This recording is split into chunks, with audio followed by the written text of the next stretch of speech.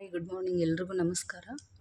ನಾವು ಇವತ್ತಿನ ದಿನ ಇತಿಹಾಸದ ಪರಿಚಯವನ್ನು ನೋಡ್ಕೊಳ್ಳೋಣ್ರಿ.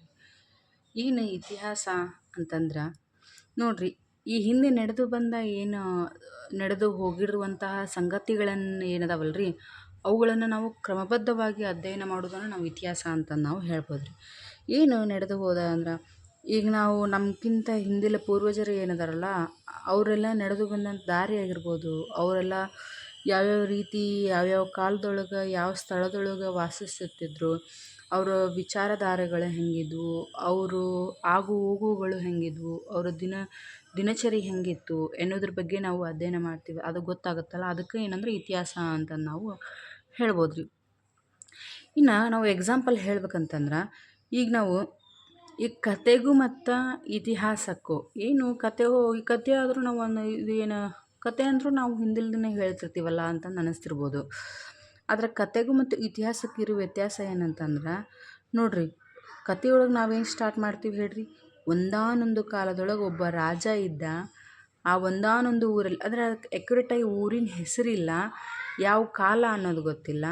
ಅದಕ್ಕೆ ಅವನೊಂದು ಯುದ್ಧ ಮಾಡಿದ್ದ, ಯಾವ ಯುದ್ಧ ಮಾಡಿದ್ನವ ಅನ್ನೋದು ಎಕ್ಯುರೇಟ್ ಇಲ್ಲ. ಸೊ ಹಾಗಾಗಿ ಅದಕ್ಕೆ ಯಾವುದೇ ಅಂತ ನಿಖರವಾದ ಮಾಹಿತಿಗಳು ಈ ಇತಿಹಾಸದೊಳಗೆ ಕಥೆಯೊಳಗೆ ದೊರೆಯಂಗಿಲ್ಲ. ಆದರೆ ನಾವು ನಮ್ಮ ಇತಿಹಾಸದೊಳಗೆ ಏನು ಹೇಳ್ತೀವಪ್ಪ ಅಂತಂದ್ರೆ ನೋಡ್ರಿ, ಶಾಲಿವಾಹನ ಪೂರ್ವ 261ರಲ್ಲಿ ನೋಡ್ರಿ ಬಂತಿಲ್ರಿ ಎಷ್ಟರೊಳಗಂತಂದು ನಿರ್ದಿಷ್ಟವಾದ ಇದು ಬಂತಿಲ್ರಿ ಅಲ್ಲಿ ಕಾಲ. ಮತ್ತು ಪಾಟಲಿಪುತ್ರದಲ್ಲಿ ಆಳುತ್ತಿದ್ದ ಅಶೋಕನೆಂಬ ರಾಜನು, ನೋಡ್ರಿ ಯಾವ ಊರೊಳಗೆ ಆಳುತ್ತಿದ್ದ ಅನ್ನೋದನ್ನು ಬಂದಿತ್ತು. ಅವನ ಹೆಸರೇನು, ರಾಜನ ಹೆಸರು ಅಶೋಕ ಅನ್ನೋದು.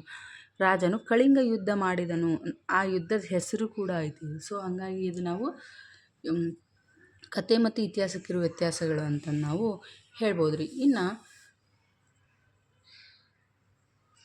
ಇನ್ನು ನಮ್ಗೆ ಇತಿಹಾಸ ಯಾಕೆ ಬೇಕಪ್ಪ, ಏನು ಬಿಡು ಈ ಇತಿಹಾಸ ಓದಿ ಏನು ಮಾಡಬೇಕು, ನಾವು ತೊಗೊಂಡಾರ ಏನು ಮಾಡೋದು, ಸುಮ್ಮನೆ ಟೈಮ್ ವೇಸ್ಟ್ ಎಲ್ಲ ಇದನ್ನು ಓದೋದು ಅಂತಂದು ಒಬ್ರು ಅನ್ಕೊತಿರ್ತಾರೆ.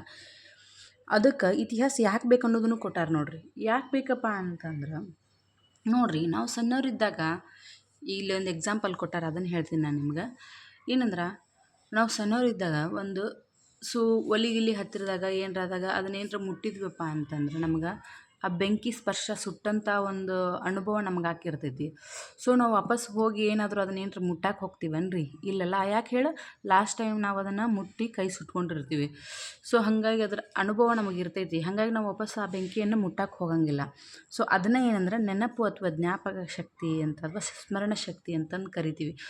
ಅಕಸ್ಮಾತಾಗಿ ಒಂದು ವೇಳೆ ಏನರ ಸ್ಮರಣ ಶಕ್ತಿ ಇಲ್ಲಪ್ಪ ಅಂತಂದ್ರೆ ಏನು ಮಾಡ್ತೀವಿ ಹೇಳ್ರಿ, ನಾವು ವಾಪಸ್ ಮತ್ತೆ ಅದ ಕೈ ಸುಟ್ಕೊಳಕ್ಕೆ ಹೋಗ್ತೀವಿ, ಮತ್ತು ಬೆಂಕಿ ನಮ್ಮ ಕೈ ಸುಡ್ತೈತಿ, ಹೌದಿಲ್ರಿ. ಹಾಗಾಗಿ ಈಗ ನಮ್ಮ ಮನುಷ್ಯರಿಗೆ ಹೆಂಗೆ ಸ್ಮರಣ ಶಕ್ತಿ ಬೇಕು ನೋಡ್ರಿ, ಇಂಪಾರ್ಟೆಂಟ್ ಅಲ್ಲ. ಹಂಗೆ ನಮ್ಮ ಸಮಾಜಕ್ಕೆ ಅಥವಾ ನಮ್ಮದೊಂದು ದೇಶಕ್ಕೆ ನಮ್ಮ ದೇಶದ ಪ್ರಗತಿಗಾಗಿ ಏನಂದ್ರೆ ಸ್ಮರಣ ಶಕ್ತಿ ಇರಬೇಕಲ್ರಿ. ಯಾಕಂದ್ರೆ ನಮ್ಮ ದೇಶಕ್ಕಿರುವಂಥ ಸ್ಮರಣ ಶಕ್ತಿ ಅಂದ್ರೆ ಏನು ಅಂತಂದು ತಿಳ್ಕೊಂಡ್ರಿ ನೀವು, ಅದೇ ಇತಿಹಾಸ ಅಂತೀವಿ ರೀ. ನಾವು ಮನುಷ್ಯರಿಗೆ ಸ್ಮರಣ ಶಕ್ತಿ ಅಂತೀವಿ, ಇತಿಹಾಸ ಏನು ದೇಶದ ಸ್ಮರಣ ಶಕ್ತಿ ಅಂತಂದು ನಾವು ಹೇಳ್ಬೋದು ರೀ. ಏನಂದ್ರೆ ಪೂರ್ವಜರು ನಮ್ಮ ಪೂರ್ವಜರು ಏನಂತಾರಲ್ಲ, ಏನೇನು ಕೈಗೊಂಡಿದ್ರು, ಯಾವ್ಯಾವ ಒಳ್ಳೆಯ ಕಾರ್ಯಗಳನ್ನು ಕೈಗೊಂಡಿದ್ರು, ಯಾವ್ಯಾವ ಮತ್ತು ತಪ್ಪು ತೀರ್ಮಾನಗಳಿಂದ ಅವ್ರು ಅನುಭವಿಸಿದ ಸುಖ ದುಃಖಗಳನ್ನಾಗಿರ್ಬೋದು, ಅವರು ಅನುಭವಿಸಿದ ತೊಂದರೆಗಳನ್ನು ಏನಂದ್ರೆ ಈ ಇತಿಹಾಸ ತಿಳಿಸ್ತೈತಿ. ಮತ್ತು ನಾವು ಮುಂದಿನ ಪೀಳಿಗೆದವ್ರು ಅದನ್ನು ಓದಿದ್ವಿ ಅಂದ್ರೆ, ಇವರು ಆ ತಪ್ಪು ಮಾಡಿದ್ರು, ಹಾಗಾಗಿ ಅವರು ಆ ಥರ ಎಲ್ಲ ತೊಂದರೆಗಳನ್ನು ಅನುಭವಿಸಿದ್ರು, ಸೊ ನಾವು ಈ ತಪ್ಪನ್ನು ಮಾಡಬಾರ್ದು ಅನ್ನುವಂಥ ನಮಗೆ ಒಂದು ವಿಷಯ ನಮಗೆ ಬರುತ್ತೆ ರೀ. ನಾವು ಎಚ್ಚೆತ್ಕೊಳ್ತೀವಿ. ಸೊ ಅದಕ್ಕೆ ನಾವು ಇತಿಹಾಸ ಇಂಪಾರ್ಟೆಂಟು ಅಂತ ನಾವು ಹೇಳ್ಬೋದು ರೀ. ಈ ಇತಿಹಾಸದಿಂದ ಏನಂದ್ರೆ ನಮ್ಮ ಪೂರ್ವಜರು ಹೆಂಗೆ ಯಾವ್ಯಾವ ತತ್ವಗಳನ್ನು ಆದರ್ಶಗಳನ್ನು ತೊಗೊಂಡು ಬಂದರು, ಅವ್ರ ವಿಚಾರಧಾರೆಗಳು ಹೇಗಿದ್ವು ಅನ್ನೋದನ್ನು ಇವರು ಪೂರ್ವಜರನ್ನು ಮುಂದಿನ ತಲೆಮಾರಿಗೆ ಮಾದರಿಯಾಗಿ ಮತ್ತು ದಾರಿ ದೀಪಗಳಾಗಿ ಇವು ಇತಿಹಾಸ ಇದಾಗುತ್ತೆ ರೀ. ಮತ್ತು ವಾಪಸ್ ಅವರು ಮಾಡಿರುವಂಥ ಶೌರ್ಯ ಮತ್ತು ಪರಾಕ್ರಮ ಆಗಿರ್ಬೋದು, ಮತ್ತು ತ್ಯಾಗ ಬಲಿದಾನಗಳಾಗಿರ್ಬೋದು, ಇವುಗಳೆಲ್ಲ ಮುಂದಿನ ಪೀಳಿಗೆ ಇಲ್ಲಿರುವಂಥ ನಮಗೆಲ್ಲ ಏನಂದ್ರೆ ಸ್ಫೂರ್ತಿ ಅಂತ ನಾವು ಹೇಳ್ಬೋದು ರೀ.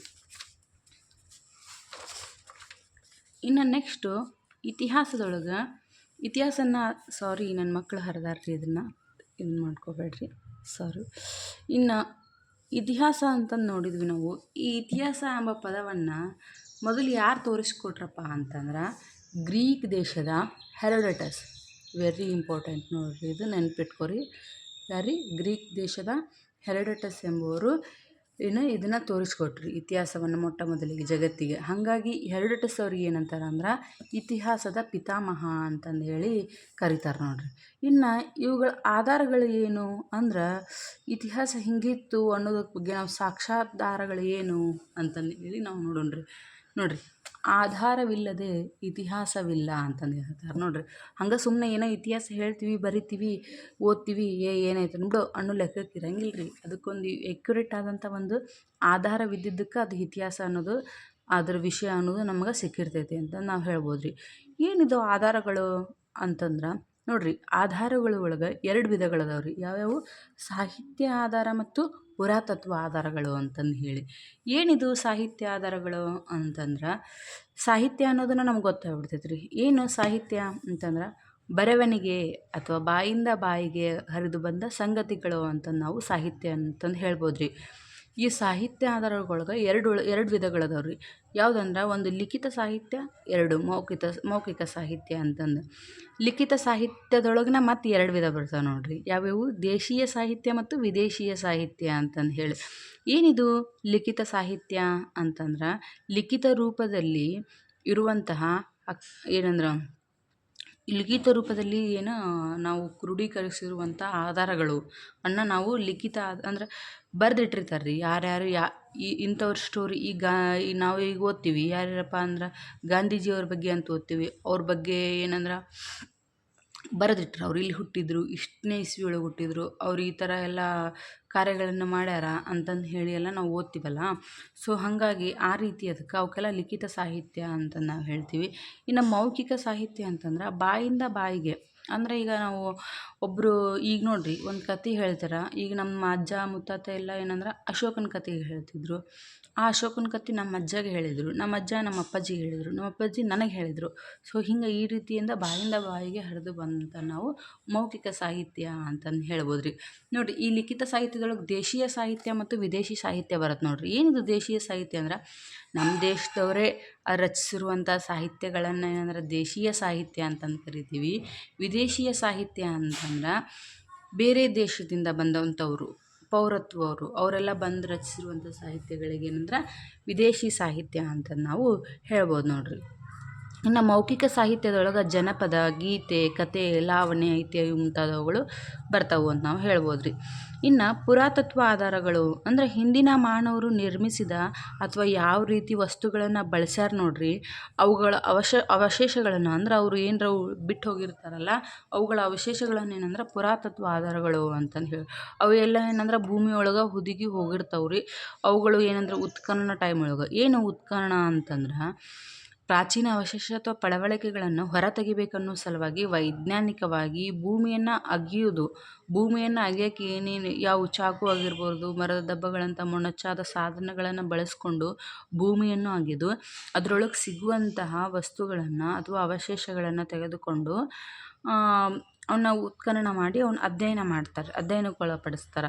ಸೊ ಅಂಥದ್ರೊಳಗೆ ಸಿಕ್ಕಿರೋ ಒಂದಿಷ್ಟು ಅಂದ್ರೆ ಮಡಿಕೆ ಆಗಿರ್ಬೋದು, ಚೂರುಗಳಾಗಿರ್ಬೋದು, ನಾಣ್ಯಗಳಾಗಿರ್ಬೋದು, ಮಣಿ, ಹರಳು, ಎಲುಬು ಮುಂತಾದವುಗಳ ಅವಶೇಷಗಳನ್ನು ಹೊರತೆಗೆದು ಅಧ್ಯಯನಕ್ಕೆ ಒಳಪಡಿಸ್ಯಾರ ಅಂತ ಹೇಳ್ಬೋದು ರೀ. ನೋಡ್ರಿ, ಇವತ್ತಿನ ಸಾಕ್ರಿ, ಇದು ಸಾಹಿತ್ಯ ಆಧಾರಗಳು ಅಂತಂದು ಹೇಳಿ ಇಲ್ಲಿ ಕೊಟ್ಟಾರ ನೋಡ್ರಿ.